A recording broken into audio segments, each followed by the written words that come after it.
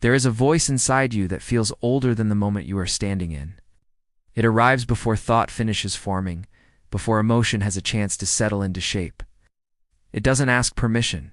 It doesn't announce itself. It simply continues, as if it never stopped speaking. It comments softly on what you were about to do, what you almost said, what you shouldn't have felt so strongly.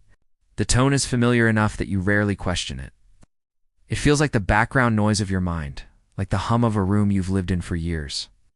And because it has always been there, it feels personal, it feels earned. It feels like insight. But there is something about it that doesn't quite belong to the present. Something slightly out of step with who you are now. Something that carries the weight of another time, even when you are safe, even when nothing is being asked of you. This voice formed quietly, through proximity and repetition, long before you had the distance to recognize it as something learned. It came from listening closely to the people you depended on, to the environments that shaped you, to the emotional weather that changed without warning. It learned from what was said directly and from what was never said but always felt. It learned which parts of you were welcomed and which parts caused discomfort. It learned how approval sounded, how disappointment lingered, how attention withdrew. Over time, it began to speak on your behalf, anticipating responses before they arrived, editing your impulses before they became visible. It wasn't cruel when it began. It was careful. It wanted you to belong. It wanted you to stay connected. It wanted you to remain within the boundaries that kept things stable. As the years passed, the voice refined itself. It absorbed your language, your pacing, your inner rhythms. It stopped sounding like anyone else and started sounding like you thinking. It blended into your sense of self so completely that separating it from your own perception became difficult. And because it spoke early, before you had context, before you had choice, it established itself as an authority. It didn't need to argue. It didn't need to persuade. It simply existed as the first interpretation, the first explanation, the first meaning applied to experience. And when something speaks first, it often feels true, even when it is outdated. The voice carries memory in a particular way, not as clear scenes or stories, but as assumptions. It remembers moments of correction, of withdrawal, of emotional cost. Even if you no longer recall them clearly, it remembers the shape of disappointment, the sound of restraint, the aftermath of being too open. And it uses that memory to keep you alert, to keep you contained, to keep you from misjudging the present by trusting it too easily. This doesn't feel like fear. It feels like being sensible, like knowing better, like not repeating mistakes. And so you listen not because the voice is loud, but because it sounds experienced. There is a quiet tension that comes from living with a voice that is calibrated to a past environment. It reacts to situations that no longer exist in the same form. It warns you about risks that have changed. It braces for outcomes that are no longer inevitable. And yet your body responds as if they are. There is a subtle tightening when you are about to speak freely, a slight pullback when something feels good without explanation, hesitation when ease arrives too quickly. The voice doesn't say you are unsafe. It says you should be careful.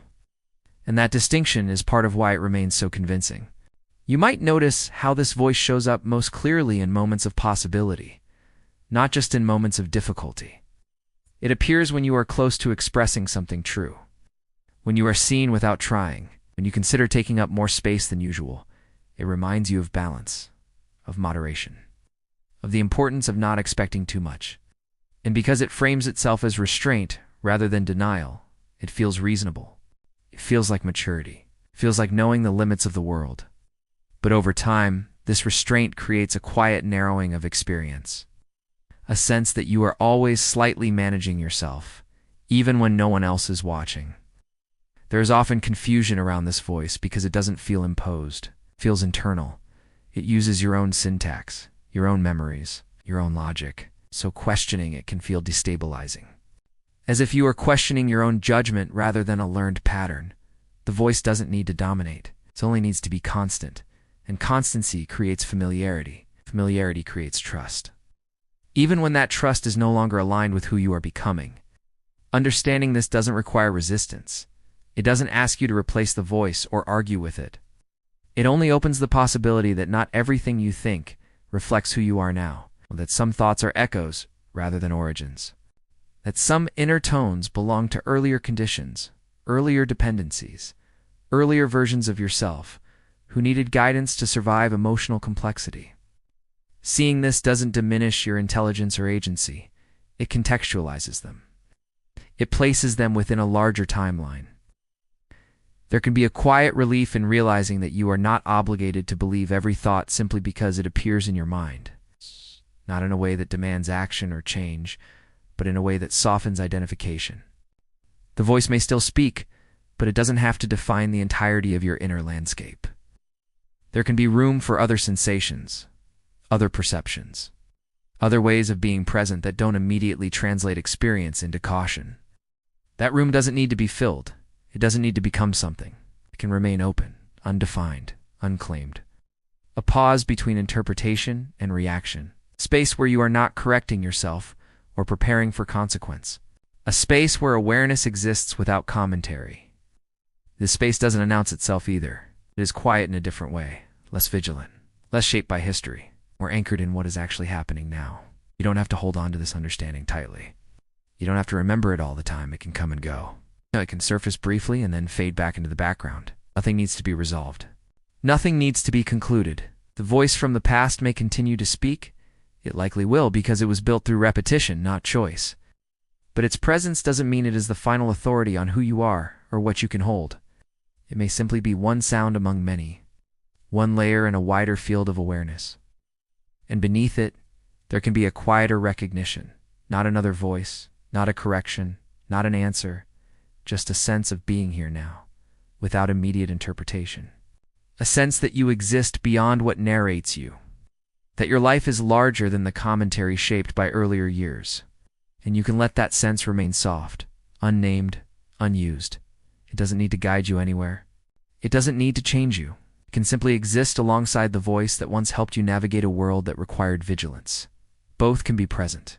Neither needs to be pushed away. In that coexistence, there is no demand, only a gentle widening, a quiet allowance, a subtle shift in how tightly you hold what you hear inside. You don't need to decide what the voice means. You don't need to determine whether it belongs or not. You can let it speak, and you can let yourself remain something more than what it says. That may be the quietest truth of all.